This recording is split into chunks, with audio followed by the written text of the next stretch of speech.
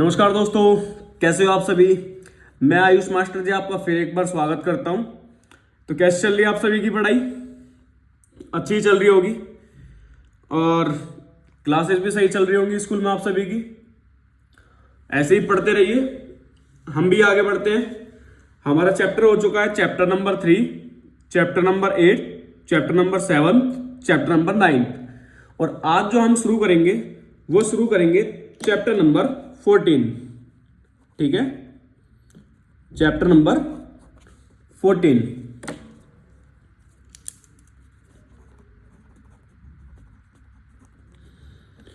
जिसे हिंदी में सांख्यिकी कहते हैं।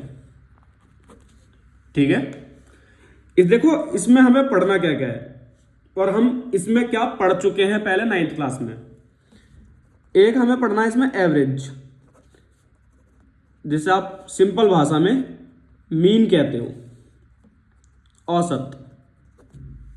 ठीक है, एक हमें पढ़ना है मीडियन, माध्यिका। ठीक है, और एक पढ़ना है हमें मोड, बहुलक। ठीक है, देखो हमने क्या पढ़ा था 9th क्लास में, पहले वो देख लेते हैं एक बार। 9th क्लास में हमने पढ़ा था एवरेज या मीन कैसे निकालते हैं। हम मान लो हमारे पास ये टर्म्स है, ठीक है, ये कुछ चीजें हैं हमारे पास। अगर हमें मीन निकालने के लिए बोला जाता था, हम क्या करते थे, सभी को जोड़ लिया करते थे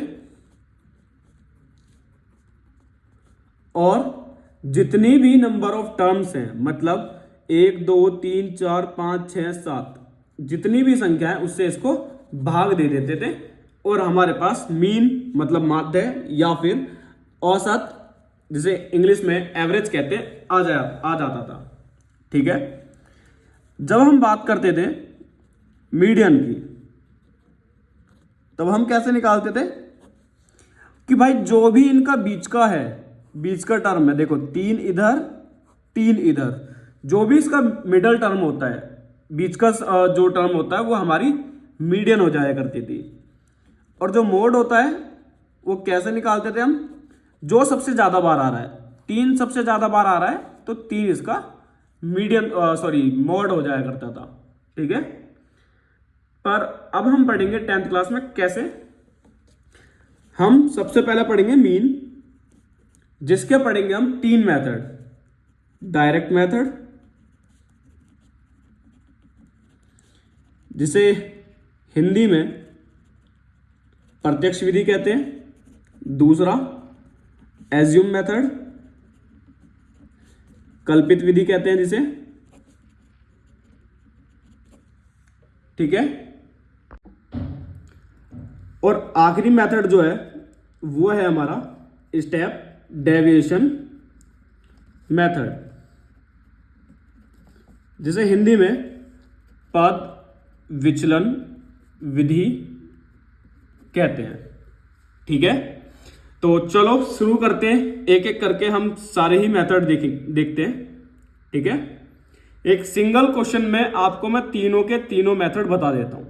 ठीक है, शुरू करते हैं। सबसे पहले देखेंगे हम एज्यूम मेथड। एज्यूम मेथड, जिसे हिंदी में प्रत्यक्ष विधि कहते हैं। ठीक है, अब एक चीज देखो जरा, क्वेश्चन क्या है। क्वेश्चन में ये दे रखा है कि number of plants, number of house, मतलब ऐसे कितने घर हैं या फिर ऐसे कितने ऐसे कितने घर हैं जिनमें इतने पौधे हैं। ऐसे कितने घर हैं? 1। जिसमें इतने पौधे हैं, ऐसे कितने घर हैं? 2। जिसमें इतने पौधे हैं उसमें कितने घर, ऐसे कितने घर हैं? 1। अब एक चीज जरा ध्यान देने वाली है इसमें, क्या, देखो इस 0 से लेके 2 के बीच देखो, 0 से लेके 2 के बीच का मतलब है 0 और 1। क्या इसमें 2 इंक्लूड होता है? नहीं। मतलब या तो 0 हो पौधे या फिर एक पौधा हो। ऐसे कितने घर हैं? एक। इसमें या तो 2 पौधे हैं या 3। क्या 4 इसमें इंक्लूड है? नहीं। मतलब लोअर लिमिट इंक्लूड होती है लेकिन अपर लिमिट इंक्लूड नहीं होती। इस चीज का ध्यान रखना है, ठीक है। इसका टोटल देख लो कितना आ रहा है। इसका टोटल आ रहा होगा 20, 3, 4, 9, 15, 17, 20, ठीक है। अब ये जो चीज दी हुई है ये क्या है? फ्रीक्वेंसी है। तो इसे हम क्या लिखेंगे? F I. क्या लिखेंगे? F I. ये जो एक्स आई हम निकाल रहे हैं ये क्या चीज है? ये इस लिमिट का मिडल पॉइंट है, ठीक है। कैसे निकालते हैं? दोनों को जोड़ के हाफ। कैसे निकालते हैं? दोनों को जोड़ के हाफ। दोनों को जोड़ो, हाफ कर दो, कितना आया? 1। दोनों को जोड़ो, हाफ कर दो, कितना आया? 3। जोड़ो, हाफ कर दो, जोड़ो, हाफ कर दो, ऐसे करते रहोगे आप, ठीक है। अब एक चीज जरा नोटिस करो, क्या एग्जाम में आपके पास इतना टाइम होता है कि आप सबको अलग अलग जोड़ो और सबको अलग अलग हाफ करो? नहीं। आपको सिर्फ ये चीज ध्यान देनी है कि क्या सभी का गैप सेम है। देखो सब में 2-2 का गैप है, यस गैप सेम है। अगर सभी का गैप सेम है तो आप ऐसे कर सकते हो। कैसे कर सकते हो? देखो 1 निकाल लो आप, 0 और 2 जोड़ो, आधा कर दो, कितने कितने का गैप है? 2-2 का ना। तो देखो 2-2 जुड़ता चला गया है, ठीक है। अगर 5-5 का गैप होता तो 5-5 जुड़ता चला जाता, ठीक है। तो फॉर्मूला क्या होता है इसका? ये होता है मीन का साइन, जिससे हम इसे डिनोट करते हैं सिग्मा एफ आई एक्स आई अपॉन सिग्मा एफ आई। ये सिग्मा जो है इसका मतलब है सम, ठीक है। ये जिसके भी आगे लगा रहेगा उन सभी का सम। अगर यहाँ पे एफ आई एक्स आई के आगे लगा हुआ है तो मतलब एफ आई और एक्स आई का सम। क्या इनके बीच में कोई साइन है? नहीं। अगर आपको फॉर्मूला याद है तो ध्यान रखना, आप इसको इजीली बना सकते हो, ठीक है। बहुत बार क्या होता है कि चलो भाई ठीक है अभी तो एज्यूम मेथड है, अभी तो सिर्फ 1 2 3 4 कॉलम्स बन रहे हैं, आगे चल के कॉलम बढ़ेंगे, मतलब जैसे जैसे मेथड बढ़ेगा उसी तरीके से कॉलम्स भी बढ़ेंगे, ठीक है। तो एक आध भी अगर आप भूल गए तो गया क्वेश्चन। अगर आपको फॉर्मूला याद है तो आप इजीली बना सकते हो। एफ आई और एक्स आई, एफ आई ये रहा, एक्स आई ये रहा, एफ आई और एक्स आई का मल्टीप्लीकेशन, क्योंकि इसके बीच में कुछ भी नहीं है। 1 एकम 1, 2 तिया 6, 5 एकम 5, 7 पंजे 35, 9 छेक 54, ये 22 और ये कितना आ गया? 39, ठीक है। अगर आप सभी इन सभी का अगर आप टोटल करोगे तो कितना आ जाएगा? 162, ठीक है, 162 आ जाएगा। अब क्या है? एफ आई एक्स आई का सम है ना, तो एफ आई एक्स आई का सम कितना आ चुका है? 162। अब एफ आई का सम, एफ आई का सम कितना है हमारे पास? 20, ठीक है। तो अगर आप इससे इसको डिवाइड दोगे तो डिवाइड देने के बाद जो आपके पास आएगा वो कितना आएगा? 8.1, ठीक है। तो हमारे पास मीन क्या आ चुका है? हमारे पास 8.1, ठीक है। अगर नहीं समझ में आता है तो आप दोबारा बता सकते हैं। अब हम सेम क्वेश्चन करेंगे कौन से मेथड से? एज्यूम मेथड से। ये हमने गलती से एज्यूम लिख दिया है, ये डायरेक्ट मेथड है, ठीक है। अब हम करेंगे एज्यूम मेथड से। अब हम पढ़ेंगे इसका एज्यूम मेथड।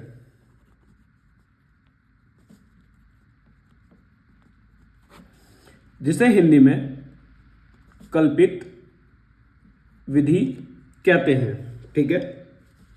फॉर्मूला क्या है? ये मीन है, A plus sigma f i d i upon sigma f i. A मतलब एज्यूम मीन, जो हम मानेंगे, ठीक है। एफ आई फ्रीक्वेंसी जो हमें दे रखी होती है। डी आई कैसे निकालते हैं? देखो डी आई जो निकालते हैं वो कैसे निकालते हैं? एक्स आई माइनस ए करके। कैसे? एक्स आई माइनस ए करके, ठीक है। और इसका मतलब हमें एक्स आई में से घटाना है एज्यूम मीन, क्या हमारे पास xi है? नहीं, तो पहले हमें xi चाहिए। तो xi कैसे निकालते हैं? दोनों को जोड़ के आधा, अभी हमने पहले भी पढ़ा था। अब देखो सबके गैप बराबर है, सब में 2 2 का गैप है, 2 2 जोड़ दो, ठीक है। अब ये a जो है, नोट लिख देता हूं यहां पे, a हमेशा xi में से मानेंगे। किसी को भी मान सकते हो आप, जिसका आपका मन कर रहा हो किसी को भी मान सकते हो। मान लो मैंने इसको मान लिया a, ठीक है। तो xi में से a घटाना, मतलब 1 में से घटाना है हमें 7, माइनस का 6 आ गया। 3 में से घटाना है मुझे 7, माइनस का 4, ऐसे ही घटा दूंगा मैं सभी को, ठीक है।